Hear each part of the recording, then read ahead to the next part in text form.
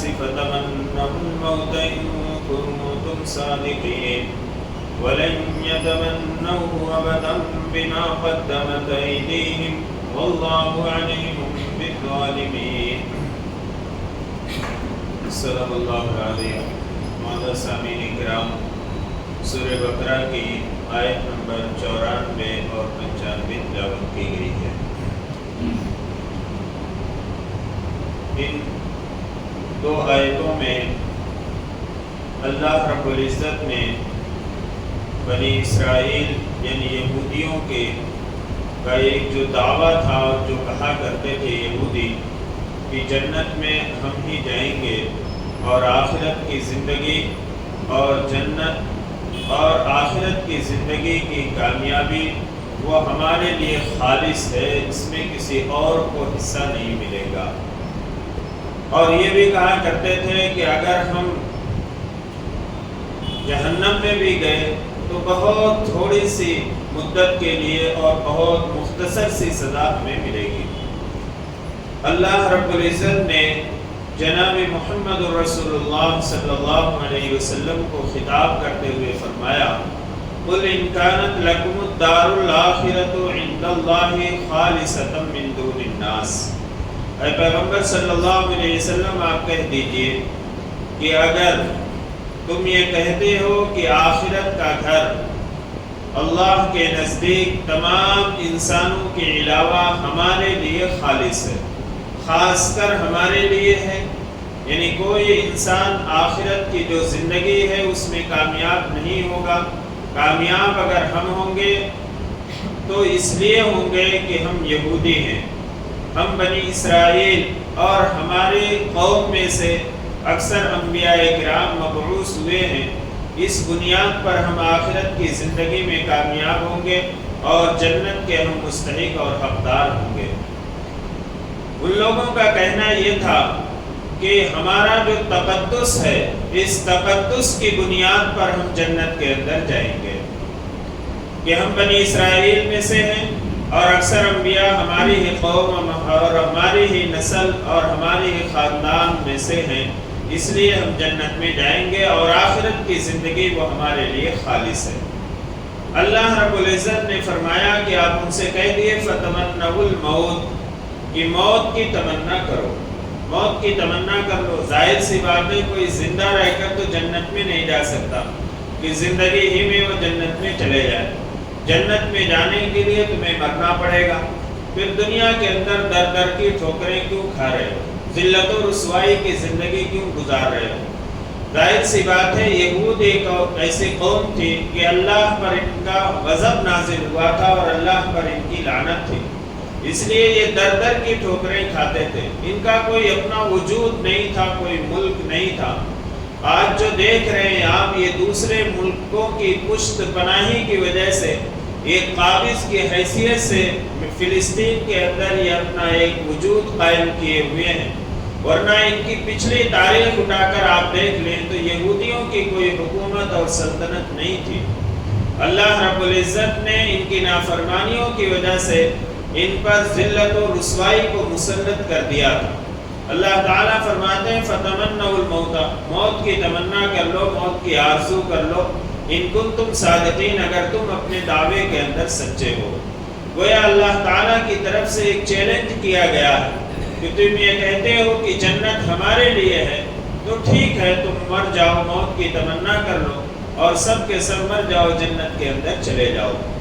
اللہ رب العزت نے پھر ان کے دعوے کو جھٹلایا کہ یہ جھوٹے ہیں، یہ موت کی تمنا کبھی نہیں کر سکتے. وَلَن يَتَمَنَّوْهُ أَبَدًا بِمَا قَدَّمَتْ أَيْدِيهِمْ، اور یہ ہرگز کبھی بھی موت کی تمنا نہیں کر سکتے بِمَا قَدَّمَتْ أَيْدِيهِمْ، اس وجہ سے جو ان کے گناہوں نے، جو انہوں نے اپنے گناہوں کو یا اپنی کرتوت کو آگے بھیج رکھا ہے، جو ان کے اعمال ہیں، اس برے اعمال کی بنا پر یہ تو سمجھتے ہیں اندر سے کہ یہ لوگ جو ہے پکڑ لیے جائیں گے اپنے گناہوں کی سزا میں، لیکن یہ زبانی دعویٰ کرتے ہیں صرف کہ جنت ہمارے لیے خالص ہے اور ہم ہی جنت کے اندر جائیں گے.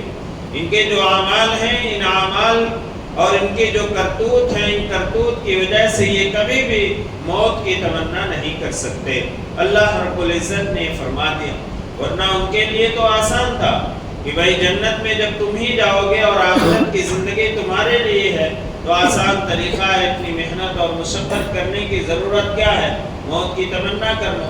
حضرت ابن عباس رضی اللہ عنہما نے فرمایا کہ گویا ایک طرح سے مباہلہ تھا۔ مباہلہ کہتے ہیں کہ ایک دوسرے ایک جگہ اکٹھا ہوں اور یہ کہیں کہ ہم میں سے جو جھوٹا ہو اس پر اللہ کی لعنت ہو اور اس پر اللہ کا عذاب ہو۔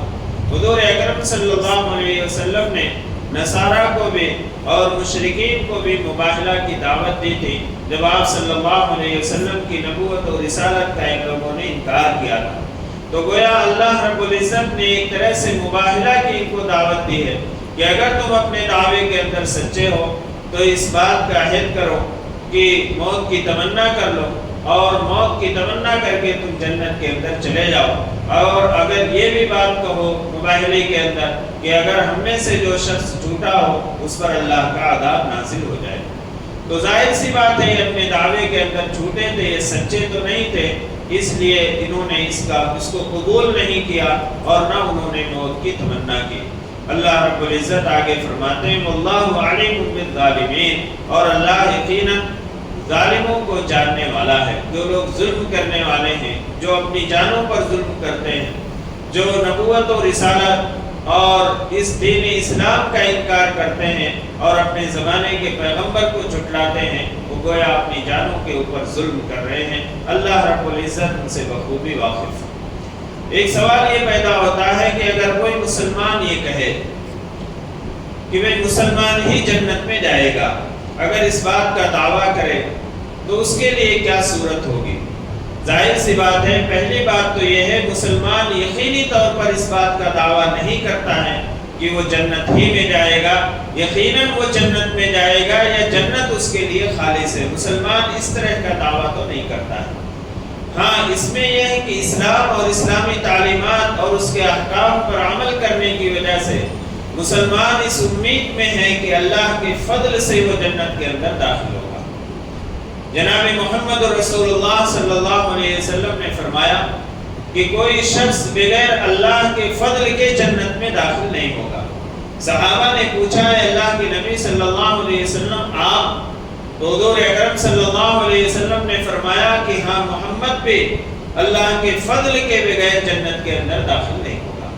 تو مسلمان تو اس کا دعویٰ نہیں کرتا ہے کہ جنت ہمارے لیے خاص ہے اور جنت میں ہم ہی جائیں گے، بلکہ جنت میں جانے کے جو اصول بتلائے اللہ رب العزت نے ان الذین آمنوا وعملوا الصالحات، کہ جو لوگ ایمان لائے اور عمل صالح کو جنہوں نے اختیار کیا وہ جنت کے اندر جائیں گے۔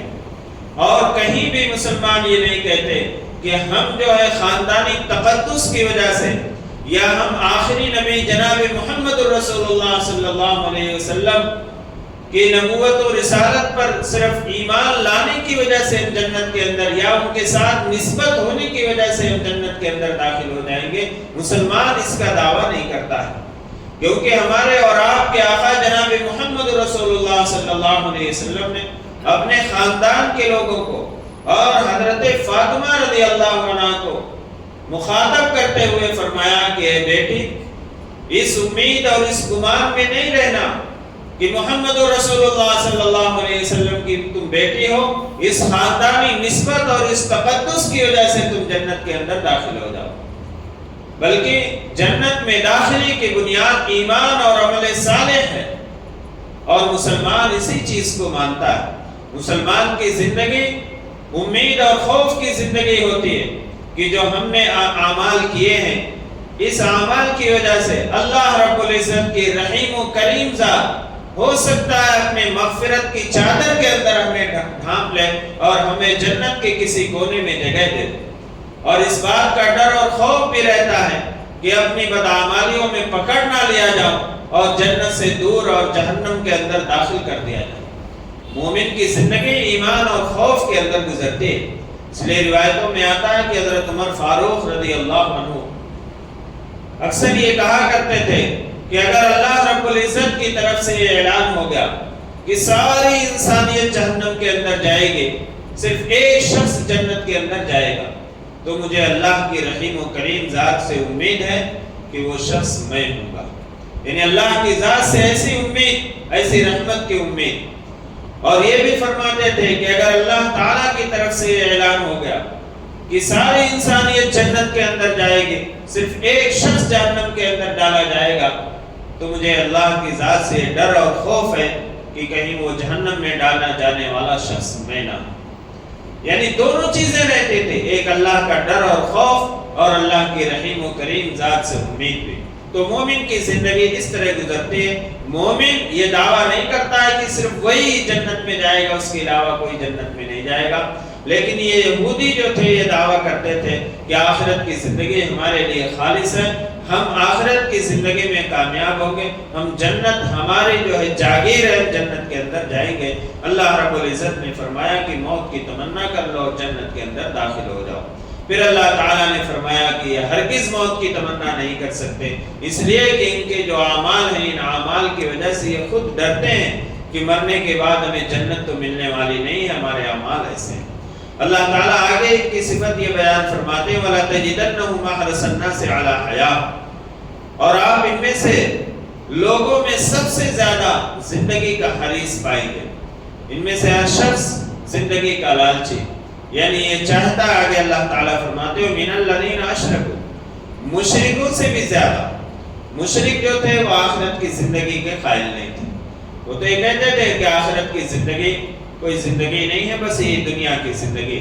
لیکن یہود و نصارہ جو تھے، یہودی تھے، وہ آخرت کی زندگی کو مانتے تھے۔ اللہ تعالیٰ فرماتے ہیں کہ یہ مشرکوں سے بھی زیادہ زندگی کے حریص ہیں۔ یَوَدُّ أَحَدُكُمْ لَوْ يُعَمَّرُ أَلْفَ سَنَةٍ، ان میں سے ہر شخص یہ چاہتا ہے کہ اسے 1000 سال کی زندگی جو ہے ملے۔ ہر شخص یہ چاہتا ہے کہ 1000 سال کی زندگی، یہ زندگی کے اتنے حریص، اتنے لالچی۔ اور ظاہر سی بات ہے کہ زندگی، لمبی زندگی کے لیے دعا کرنی چاہیے، بالکل کرنی چاہیے۔ اللہ سے دعا کرنی چاہیے کہ اللہ ایسی زندگی عطا فرما جو عافیت کی ہو، جو صحت کی ہو، جو سلامتی کی ہو، اور اسی کے ساتھ تیری فرما برداری میں وہ زندگی گزرنے والی ہے۔ جناب محمد رسول اللہ صلی اللہ علیہ وسلم نے ایک موقع پر ارشاد فرمایا کہ اگر کسی شخص کا انتقال بعد میں ہوتا ہے تو پہلے والے، جو پہلا شخص جو اس سے پہلے انتقال ہو گیا، کم عمری میں ہو گیا یا اس کی عمر کم ہوئی، وہ جو ہے کل آخرت میں زیادہ فضیلت پر اور زیادہ اعلیٰ مقام کے اوپر ہوگا۔ کیوں؟ اس لیے کہ اس کو زیادہ زندگی ملی اور اس نے زیادہ اعمال صالحہ کو کیا، اللہ کی فرما برداری کی، نمازوں کی پابندی کی اور دوسرے احکام پر عمل کیا، تو اللہ رب العزت کی طرف سے وہ زیادہ انعام و اکرام کا مستحق ہوگا۔ لیکن اگر ایسی زندگی ہے جو اللہ کی نافرمانیوں میں گزر رہی اور اللہ کے حکموں کو توڑتے ہوئے جناب محمد رسول اللہ صلی اللہ علیہ وسلم کے طریقے پر عمل نہ کرتے ہوئے اگر زندگی ایسی گزر رہی ہے تو پھر وہ لمبی زندگی اس کے لیے وبال جان بن جاتی ہے۔ اس لیے عافیت کے ساتھ، سلامتی کے ساتھ اور ایسی زندگی جو اللہ کی اطاعت و فرما برداری میں گزرنے والی ہو، لمبی زندگی کی، لمبی عمر کی تمنا اور دعا کر سکتے ہیں۔ تو اللہ تعالیٰ فرماتے ہیں وَلَتَجِدَنَّهُمْ أَحْرَصَ النَّاسِ عَلَىٰ حَيَاةٍ، اور ان میں سے اکثر لوگ ایسے ہیں کہ آپ ان کو پاؤ گے کہ وہ لوگوں سے زیادہ زندگی کے بارے میں حریص ہیں۔ وَمِنَ الَّذِينَ أَشْرَكُوا، اور مشرکوں سے بھی زیادہ۔ يَوَدُّ أَحَدُهُمْ لَوْ يُعَمَّرُ أَلْفَ سَنَةٍ، ان میں سے ہر شخص یہ چاہتا ہے کہ اسے 1000 سال کی زندگی عطا فرمائی ہے۔ وَمَا هُوَ بِمُزَحْزِحِهِ مِنَ الْعَذَابِ أَن يُعَمَّرَ، اللہ تعالیٰ فرماتے ہیں کہ لمبی عمر، یعنی اس کو اگر 1000 سال کی عمر دے دی جائے تو وہ اللہ کے عذاب سے بچانے والی نہیں ہے۔ اگر نافرمانیوں میں زندگی گزر رہی ہے اور گناہوں میں زندگی گزر رہی تو 1000 سال کی زندگی بھی اسے اللہ کے عذاب اور اللہ کی پکڑ سے بچانے والی نہیں ہے۔ واللہ بصیر بما یعملون، اور اللہ جو تم کچھ عمل کرتے ہو اللہ اسے دیکھ رہا ہے۔ اللہ تعالیٰ نے بار بار قرآن کے اندر انسانوں کو متوجہ فرمایا کہ دیکھو بندہ جو بھی عمل کرتا ہے اللہ اسے دیکھ رہا ہے۔ یہ استحضار ہمیں بار بار ہونا چاہیے اور اس بات کا یقین ہمارے دل و دماغ پر بیٹھ جانا چاہیے جب یہ استحضار ہمارے دل و دماغ پر بیٹھ جائے گا تو ہم اللہ کی نافرمانی اور گناہ کرنے سے باز آ جائیں گے۔ آدمی گناہ چھپ کے کرتا ہے، کھلا گناہ کرنے والے بہت ہی کم ہیں۔ اکثر گناہ جو ہوتے ہیں وہ چھپ کر کیے جاتے ہیں، اور اس کی وجہ یہ ہے گناہ کرتے وقت آدمی یہ سوچتا ہے کہ کوئی دیکھ نہیں رہا، لیکن اس بات کا خیال فوراً آ جانا چاہیے کہ کوئی دیکھے یا نہ دیکھے، اللہ تعالیٰ دیکھ رہا ہے۔ یہ صفت اگر پیدا ہو گئی انشاءاللہ تعالیٰ، اللہ نے چاہا تو انسان گناہ سے اور برائیوں سے بچ جائے گا۔ تو اللہ تعالیٰ فرماتے ہیں واللہ بصیر بما یعملون، اللہ تمہارے اعمال کو دیکھ رہا ہے۔ قل من كان عدوا لجبريل فإنه نزله على قلبك بإذن الله۔ اس آیت کا شان نزول یہ ہے، حضرت ابن عباس رضی اللہ عنہما فرماتے ہیں کہ حضور اکرم صلی اللہ علیہ وسلم کے پاس یہودیوں کی ایک جماعت آئی اور انہوں نے کہا کہ اگر آپ ہمارے کچھ سوالات ہیں اس کے جوابات دے دیں تو ہم آپ پر ایمان لے آئیں گے۔ پہلا سوال انہوں نے یہ کیا کہ حضرت یعقوب علیہ السلام، جن کی وجہ سے ان کا لقب بنی اسرائیل پڑا ہے، جو حضرت ابراہیم علیہ السلام کے پوترے تھے، تو یعقوب علیہ السلام نے اپنے اوپر کس چیز کو حرام کر لیا تھا؟ یہ یہودیوں نے حضور اکرم صلی اللہ علیہ وسلم سے سوال کیا۔ حضور اکرم صلی اللہ علیہ وسلم نے فرمایا کہ حضرت یعقوب علیہ السلام کو ایک بیماری ہو گئی تھی جو رگوں کی بیماری تھی، جسے عرق النساء کی بیماری کہا جاتا ہے اردو میں، عربی زبان میں۔ انہوں نے یہ کہا کہ اگر اس بیماری سے مجھے شفا حاصل ہوگی تو میری جو سب سے محبوب اور پسندیدہ چیز ہے میں اس کو چھوڑ دوں گا۔ اللہ رب العزت نے شفا عطا فرما دی۔ ان کی محبوب اور پسندیدہ چیز جو تھی وہ اونٹ کا گوشت تھا اور اونٹنی کا دودھ پیتے تھے۔ یہ دونوں چیزیں حضرت یعقوب علیہ السلام نے چھوڑ دی۔ حضور اکرم صلی اللہ علیہ وسلم نے جب یہ جواب دیا اور اسی کے ساتھ یہ فرمایا کہ اللہ کو حاضر اور ناظر مان کر یہ بات کہو کہ میں نے یہ بات سچ کہی ہے، تو یہودیوں نے کہا کہ ہاں آپ نے یہ بات سچ کہی ہے۔ ان کی کتابوں میں یہ چیز لکھی ہوئی تھی۔ حضور اکرم صلی اللہ علیہ وسلم نے فرمایا کہ وعدے کے مطابق تم ایمان لے آؤ۔ اس کے بعد انہوں نے اور بھی سوالات کیے، حضور اکرم صلی اللہ علیہ وسلم نے اس کے بھی جوابات دیے۔ وعدے کے مطابق ان کو ایمان لانا تھا، لیکن یہودی قوم جو تھی وہ بہت بہانے تلاش کرتے تھے۔ اب انہوں نے ایک سوال یہ کیا کہ آپ کے پاس وحی لے کر کون سا فرشتہ آتا ہے؟ تو حضور اکرم صلی اللہ علیہ وسلم نے فرمایا کہ حضرت جبریل علیہ السلام میرے پاس آتے ہیں اللہ کا پیغام لے کر، اور اس سے پہلے انبیاء کے پاس بھی حضرت جبریل علیہ السلام اللہ کا پیغام لے کر آیا کرتے تھے۔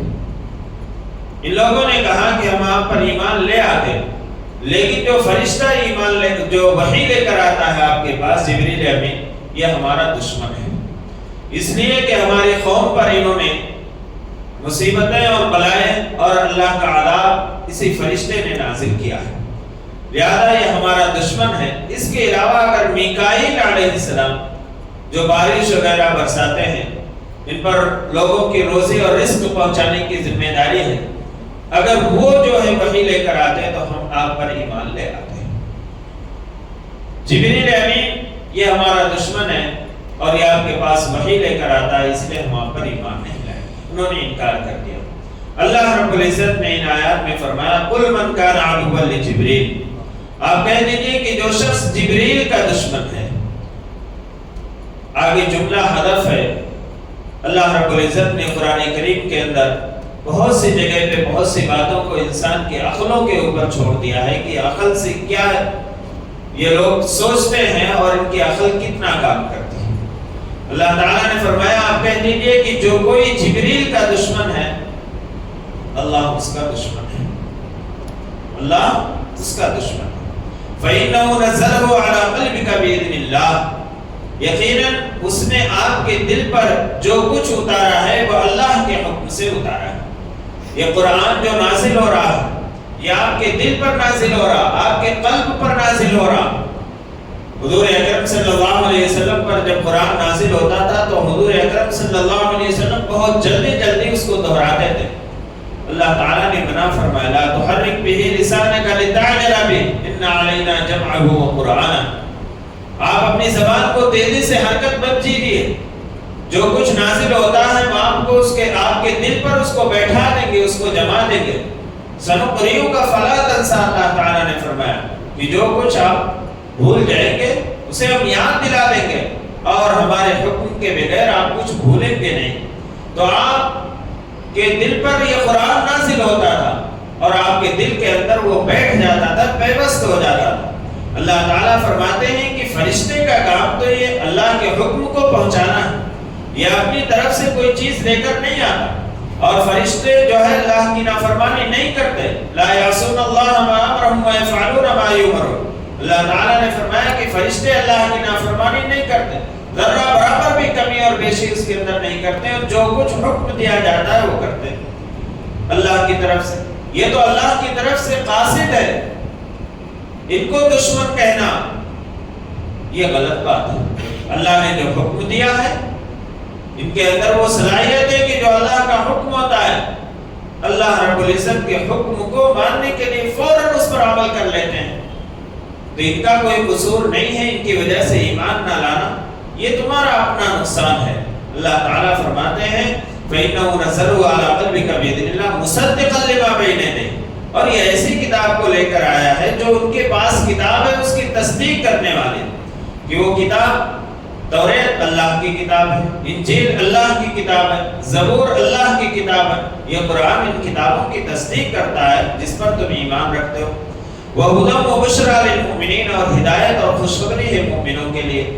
من كان عدوا لله وملائكته ورسله وجبريل، جو شخص اللہ کا دشمن ہوا اور اس کے فرشتوں کا دشمن ہوا، ورسله اور اس کے رسولوں کا دشمن ہوا، وہ جبریل اور میکال اور جبریل اور میکائیل کا دشمن ہوا، فإن الله عدو للكافرين، تو وہ جان لے کہ اللہ کافروں کا دشمن ہے۔ جب یہ اللہ کا دشمن ہے، فرشتوں کا دشمن ہے اور رسولوں کا دشمن ہے اور جبریل اور میکائیل کا دشمن ہے، تو یہ کافر ہے اور اللہ جو کافروں کا دشمن ہے۔ وَلَقَدْ أَنزَلْنَا إِلَيْكَ آيَاتٍ بَيِّنَاتٍ، آگے اللہ تعالیٰ فرماتے ہیں کہ پیغمبر صلی اللہ علیہ وسلم ہم نے آپ کی طرف کھلے اور واضح نشانیاں جو ہے اتاری ہیں، یعنی دلائل کے ساتھ ہم نے آپ کو اس دنیا کے اندر مبعوث فرمایا ہے۔ ظاہری معجزے بھی تھے اور باطنی معجزے بھی، تکوینی معجزے بھی اللہ رب العزت نے جناب محمد رسول اللہ صلی اللہ علیہ وسلم کو عطا فرمایا۔ بہت سے موقع پر اس کا ظہور بھی ہوا۔ پانی دودھ کا ایک پیالہ ہے، آپ صلی اللہ علیہ وسلم نے اس میں سے تھوڑا نوش فرمایا، اور اس کے بعد پھر صحابہ حضرت ابو ہریرہ رضی اللہ عنہ کو حکم دیا کہ سارے جو اصحاب صفہ ہیں ان کی تعداد کم و بیش 100 یا اس سے زیادہ بھی ہوا کرتے تھے، ان سب کو پلا دو۔ سارے کے سارے اصحاب صفہ ایک پیالے دودھ کے اندر سیراب ہو گئے، اور اس میں حضرت ابو ہریرہ رضی اللہ عنہ فرماتے تھے کہ میں نے بھی پیا اور پیٹ بھر کر پیا، میں بھی ساتھ جو ہے سیراب ہو گیا۔ غزوہ خندق کے موقع پر حضرت جابر رضی اللہ عنہ حضور اکرم صلی اللہ علیہ وسلم کی خدمت میں حاضر ہوتے۔ غزوہ خندق بڑا سخت ترین غزوہ تھا، مسلمانوں نے اپنے پیٹ پر پتھر باندھے تھے، نبی اکرم صلی اللہ علیہ وسلم کے پیٹ پر بھی 2 پتھر بندھے ہوئے تھے، کوئی چیز کھانے پینے کی نہیں تھی۔ ایسی حالت میں حضرت جابر رضی اللہ عنہ نے کچھ تھوڑا بہت کھانا تیار کیا اور حضور اکرم صلی اللہ علیہ وسلم کے کان میں کہا کہ اللہ کے نبی صلی اللہ علیہ وسلم میں نے تھوڑا سا کھانا تیار کیا، آپ تو ایک صحابہ کو لے کر میرے گھر تشریف لے آئے۔ حضور اکرم صلی اللہ علیہ وسلم نے سارے صحابہ کے اندر اعلان فرما دیا کہ حضرت جابر نے تمہارے لیے کھانا تیار کیا ہے، اور تم سب کے سب چلو اور حضرت جابر کے گھر کھانا تناول فرما لو۔ حضور اکرم صلی اللہ علیہ وسلم جب صحابہ کو لے کر ہزاروں کی تعداد میں تھے صحابہ، حضور اکرم صلی اللہ علیہ وسلم جب حضرت جابر کے گھر پہنچتے ہیں تو ان کی اہلیہ کہتی ہے کہ یہ تم نے کیا کر دیا، یہاں تو چند لوگوں کا کھانا موجود ہے اور تم جو ہے سارے صحابہ کو لے کر آ گئے۔ حضور اکرم صلی اللہ علیہ وسلم کے کان میں آہستہ سے کہہ دیا ہوتا۔ حضرت جابر فرماتے ہیں کہ میں نے حضور اکرم صلی اللہ علیہ وسلم کے کان میں آہستہ ہی کہا، لیکن آپ صلی اللہ علیہ وسلم کی ذات مبارک رحمت للعالمین، آپ صلی اللہ علیہ وسلم نے یہ گوارا نہیں کیا کہ میں اکیلے کھانا کھا لوں اور میرے صحابہ جو بھوکے ہیں وہ بھوکے رہ جائیں. یہ آپ صلی اللہ علیہ وسلم نے گوارا نہیں کیا اور آپ صلی اللہ علیہ وسلم سب کو لے کر آ گئے اور فرمایا کہ کھانے کو ویسے سالن کو ڈھکا رہنے دو اور روٹی کو ویسے ہی ڈھکے رہنے دو. اور پھر حضور اکرم صلی اللہ علیہ وسلم کھانا تقسیم کرنے کے لیے بیٹھ گئے. حضرت جابر رضی اللہ عنہ فرماتے ہیں کہ سارے صحابہ نے پیٹ بھر کر کھایا اور میں نے جب ہانڈی کے اندر دیکھا تو جو ہانڈی کے اندر سالن موجود تھا اس سے کہیں زیادہ سالن اس ہانڈی کے اندر موجود تھا. جو پکایا گیا تھا اس سے زیادہ اس ہانڈی کے اندر بچا ہوا. پھر آخر میں حضور اکرم صلی اللہ علیہ وسلم نے پیٹ بھر کر کھایا. تو یہ حضور اکرم صلی اللہ علیہ وسلم کے ظاہری معجزات اور اس کے ساتھ ساتھ قرآن کریم جیسا معجزہ اللہ رب العزت نے حضور اکرم صلی اللہ علیہ وسلم کو عطا فرمایا. اللہ تعالیٰ فرماتے ہیں وَمَا يَكْفُرُ بِهَا إِلَّا الْفَاسِقُونَ. اور ان واضح دلیل اور ان واضح نشانیوں کو بدکار شخص کے علاوہ جو گنہگار ہو جو فاسق ہو اس کے علاوہ کوئی انکار نہیں کرتا. انکار کرنے والا شخص گنہگار اور فاسق ہے. وَكُلَّمَا عَاهَدُوا عَهْدًا نَبَذَهُ فَرِيقٌ مِّنْهُمْ بَلْ أَكْثَرُهُمْ لَا يُؤْمِنُونَ. اللہ تعالیٰ فرماتے ہیں کہ ان کا یہ حال ہے یعنی یہودیوں کا کہ یہ عہد کرتے ہیں لیکن ان میں سے ایک جماعت اس عہد کو توڑ دیتی ہے. انہوں نے بہت سارے عہد کیے بہت سارے وعدے کیے لیکن یہ عہد اور وعدے کو توڑتے رہے اور ہیلے اور بہانے کے ذریعے سے. بل اکثرهم لا یؤمنون. بلکہ ان میں سے اکثریت ایمان نہیں لائی. یہودیوں میں سے بھی بعض لوگ ایمان لائے اس لیے اللہ تعالیٰ نے فرمایا کہ اکثریت تو ان کی ایمان لانے والی نہیں. وَلَمَّا جَاءَهُمْ رَسُولٌ مِّنْ عِندِ اللَّهِ مُصَدِّقٌ لِمَا مَعَهُمْ نَبَذَ فَرِيقٌ مِّنَ الَّذِينَ أُوتُوا الْكِتَابَ.